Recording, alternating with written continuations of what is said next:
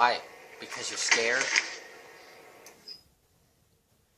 On the eve of the Black Star, the Dark Ones came from a world beneath our own, not through ship nor ephemeral vessel, but through the fabric of dimensions. Out of swirling, fiery gates came horned beasts from a timeless realm. First one, then many. Crashing waves of evil swell from the obsidian forests of the Argentine overlands. The Alorum clans from the eastern mountains fell first to the black hordes of devils, and the cities of Telerum was slung under the weights of their charge. We sentinels rose to meet the beasts with spear in hand, the might of the Holy Fleet striking back at the demons. But the dark gates from whence they came gave birth still to even greater hordes.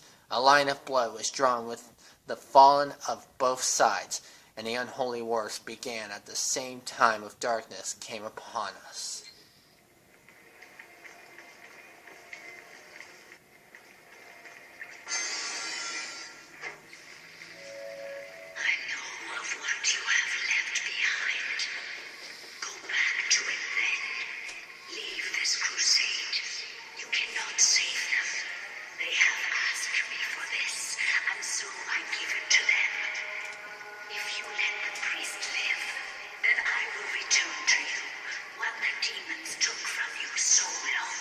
You mean my rabbit? You need only turn back, and it will be yours again. All the pain you carry will be gone. You say that because you're scared. And I don't even know if you will keep your word on that if I do go back.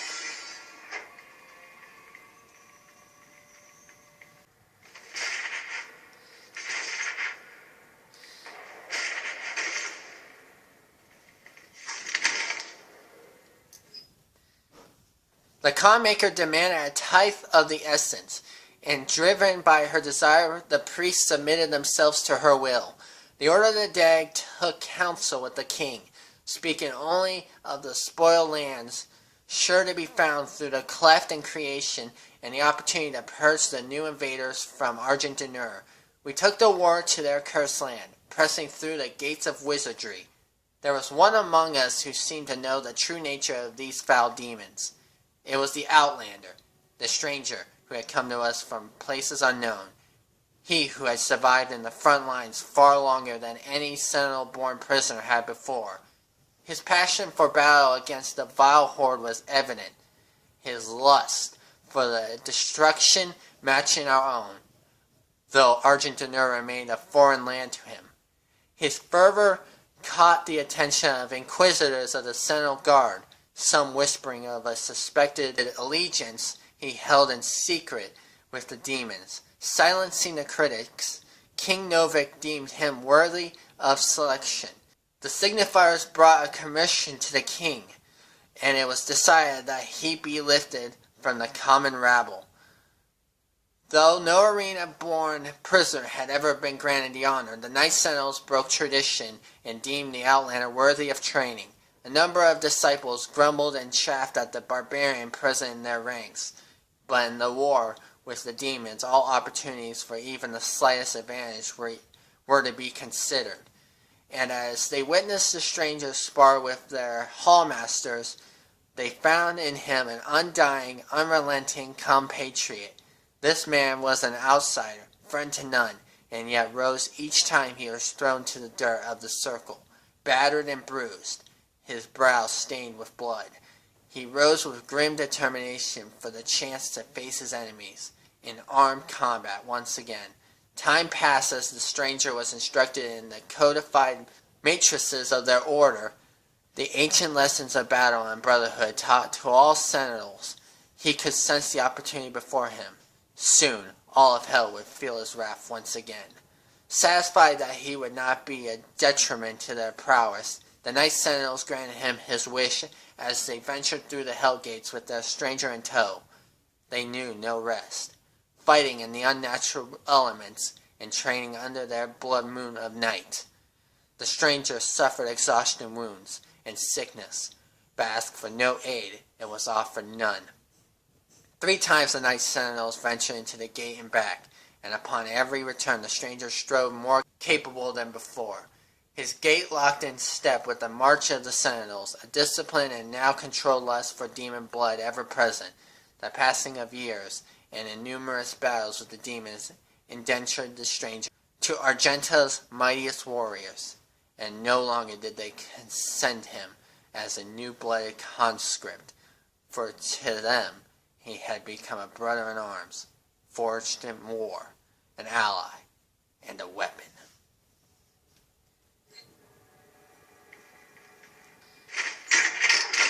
Alright, I definitely missed something because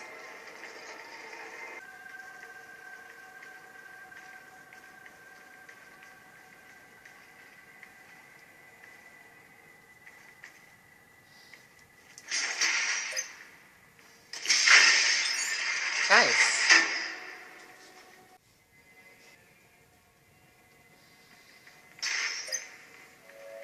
I pity the humans. Huh? I do.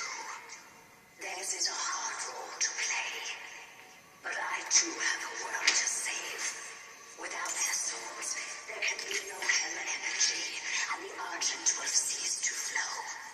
I cannot allow this to happen. You will not stand in the way of Erdag's progress. This is how it has always been done.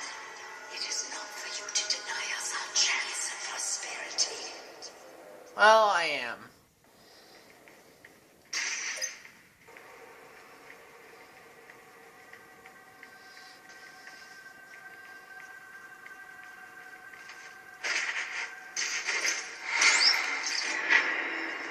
Nice.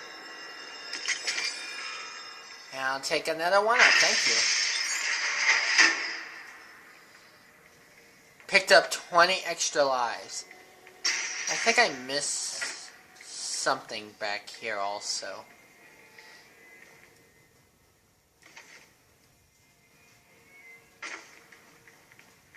Yeah, right here.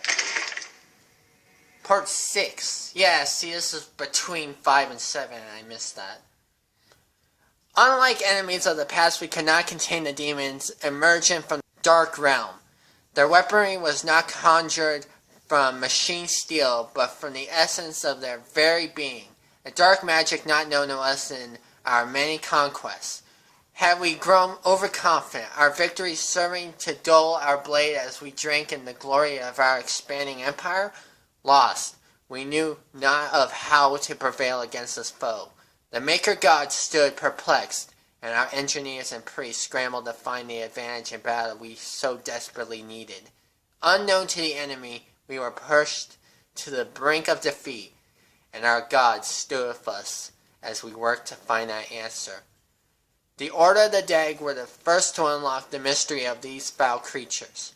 The priests were able to capture several of the beasts and set about to identify the source of their power. It was then that the essence of the Dark Realm was discovered. Not wholly unlike our own, this power was the life essence that flowed through their twisted form and powered their attacks. It could be harnessed to power our own weapons, giving the Argenta a chance to combat the demons on even footing. The priests believed that with greater knowledge of the essence, we could discover its source and cut it off from the demons to strangle their armies from within, allowing us to regain the advantage we required for victory on the battlefield. The Khan Maker gave blessings to our Majesty and directed the priests to delve deeper into the mysteries of the Scarlet Elixir from the demonic realm, for she sought only to return balance to our universe. Proper assimilation was required, as hell stood beyond her influence. After great effort, the priests discovered more than they had hoped for. They learned of the true nature of the demonic energy and how it could strengthen those skills enough to harness its power. The energy coursing through the malformed bodies of our relentless enemy could be used to end life or to enhance it. The power to heal, to mend, immortality, knowledge, and enlightened facilities beyond our understanding. With the demon's life forced in the skilled hands of the Sentinel priests and under the righteous gaze of the Khan Maker, our people would not only rise to victory over the unholy horde that clawed at our walls, we would move to a higher plateau of existence, ushering in a new era of military science and industrial healing. No Sentinel would grow sick, no Maker would need to suffer the transfiguration that they so feared. All would be risen, none could ever oppose our peaceful ways and threaten our world again. True balance over hell and its legions, over space and time, in this world and all others. We would dictate the order. United with the Makers, we would find peace eternal.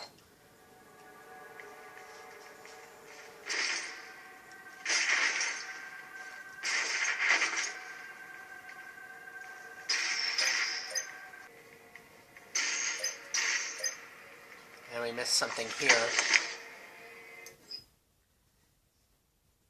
As we warred with the beast, the Argenta society grew under the watchful eye of the Makers and through the endless power of the Essence.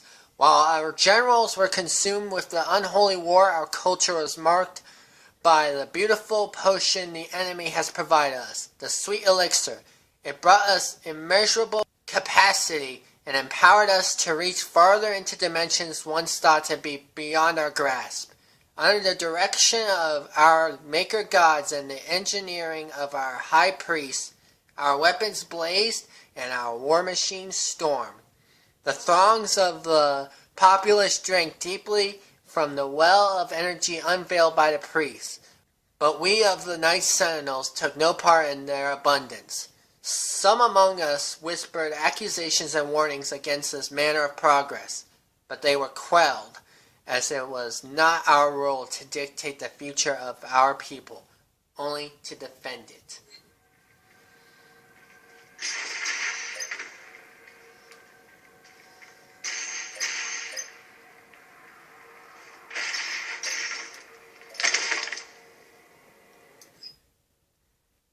As the Black Star ascended to its zenith, King Novik sat restless on his throne as a howling darkness began to assemble just beyond the mountain rise to the east.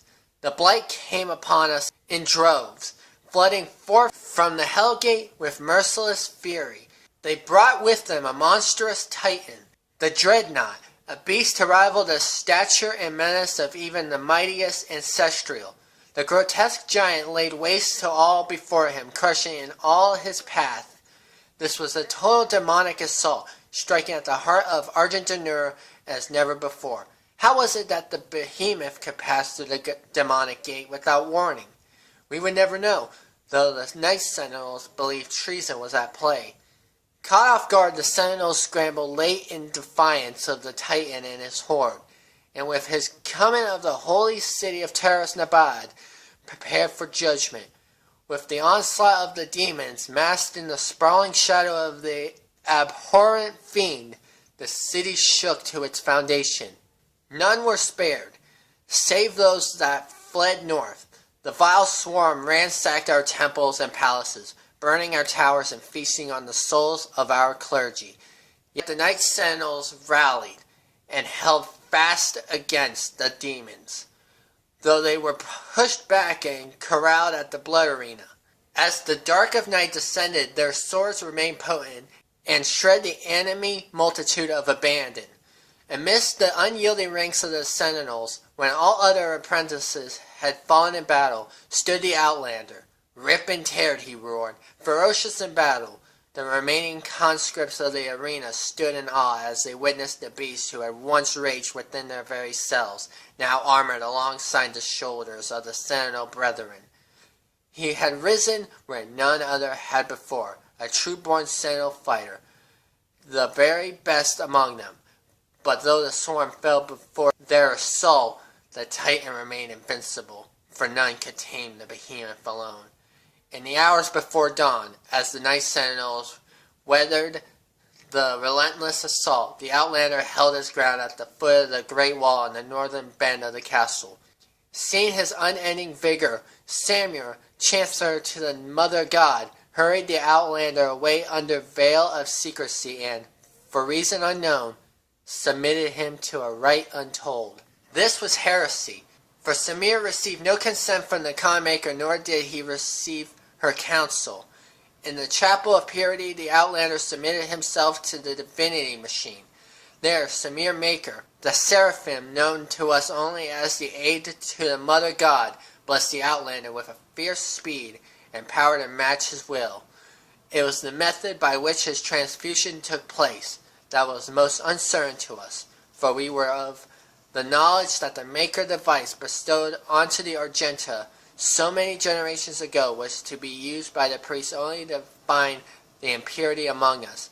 How could it be that the device was meant to cull the sentinel breed of its contaminants could then be used to purify the Outlander's body and give rise to the one who would lead us into battle henceforth? What rose from the holy coffin on that fateful day was not the impure abomination the covenant warned us of.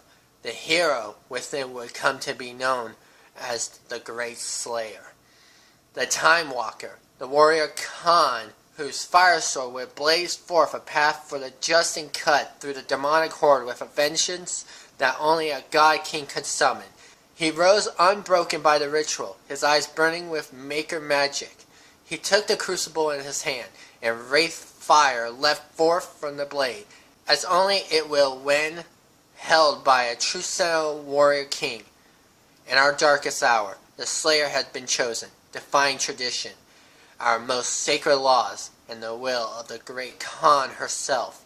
A stranger to our lands, had been blessed with celestial might. God, that was so much lore.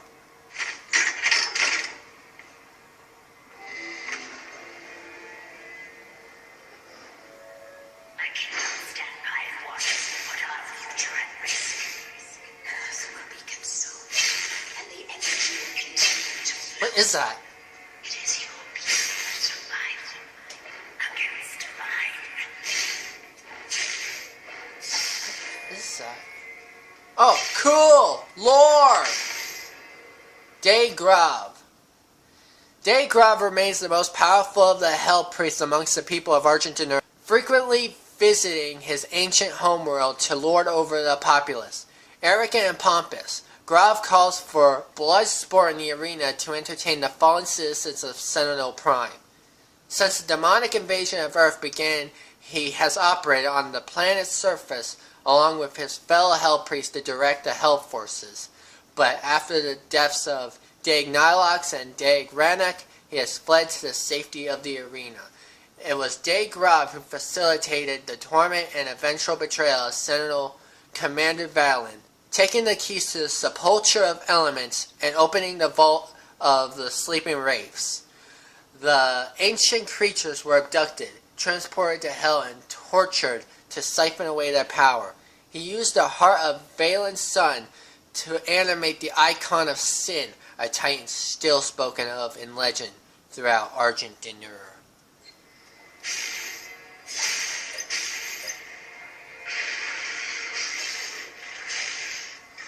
It's all the demons that I fought.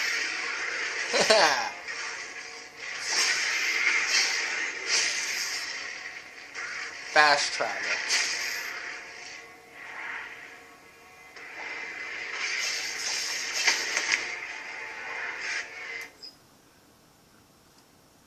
In the years following the end of the Golden Age, competing factions of Argentina turned against one another. An insidious influence had beset itself upon the Sentinel people, corrupting its once held sacred traditions. The Colosseum, once a place of honorable combat where prisoners of the Argenta were tested for the right to fight in the front lines of their armies, has since become a place of blood sport. In violation of Sentinel law, the priests have encaged the demon there, a merciless executioner, used to enact judgment of their own decree. The Gladiator, wielding an accursed shield which entombs the tormented soul of his undying master, remains undefeated in battle, infamous for the many lives it has claimed. Oh my God. That's right.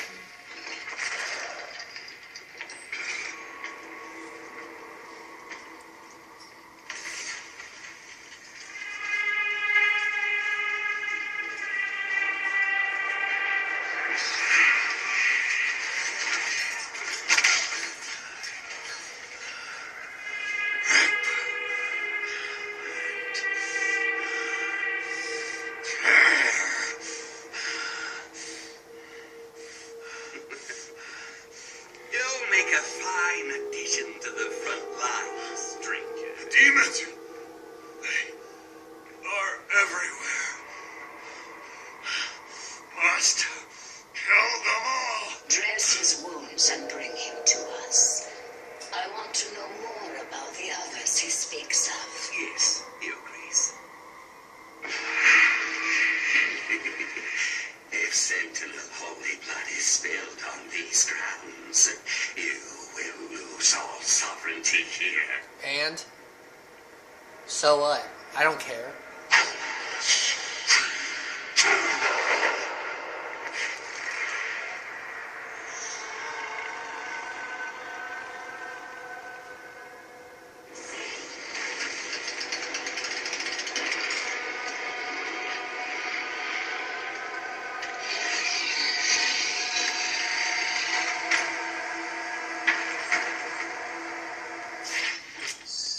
When a shield's eyes flash green, the gladiator is about to attack. Shoot him when its eyes are green to stagger him and create an opening.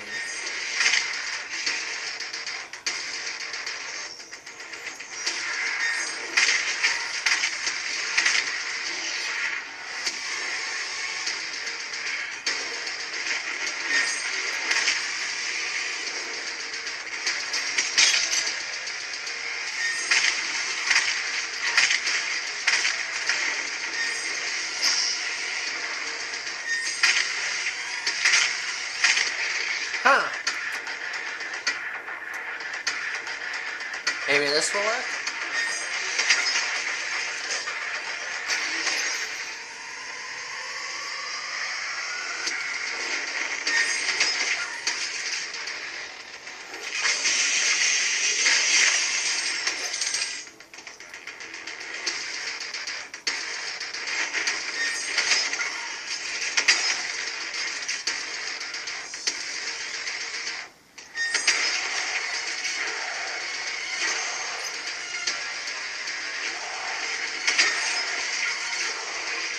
How?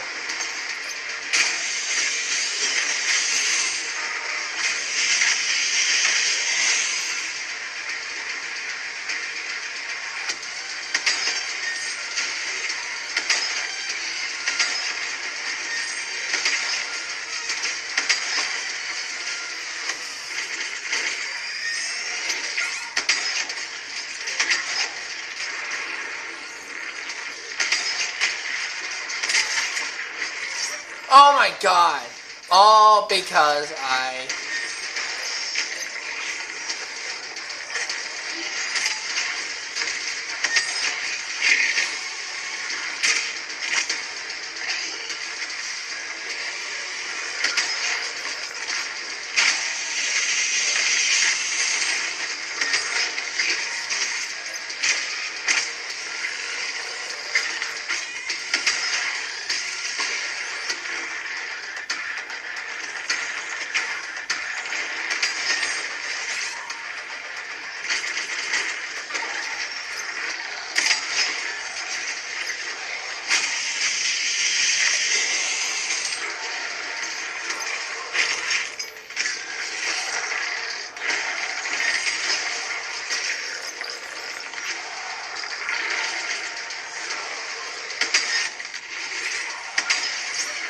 Oh my god!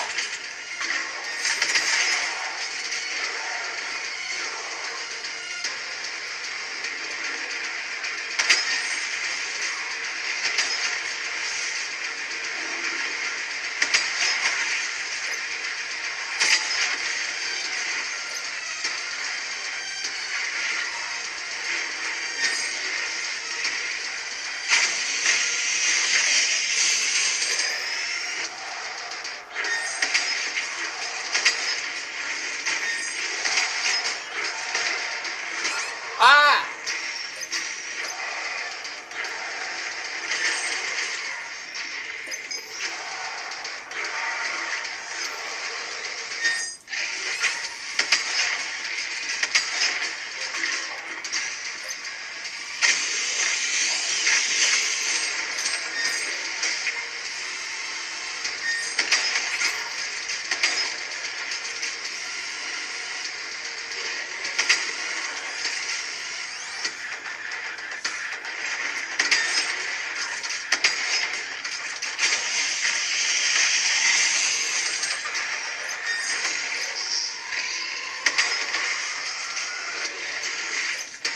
Uh,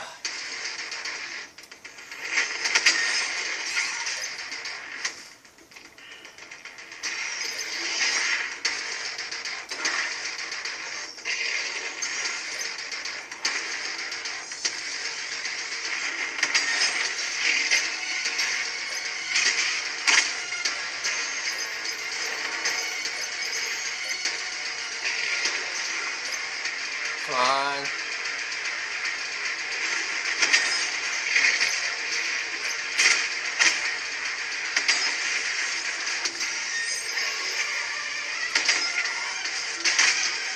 Nice!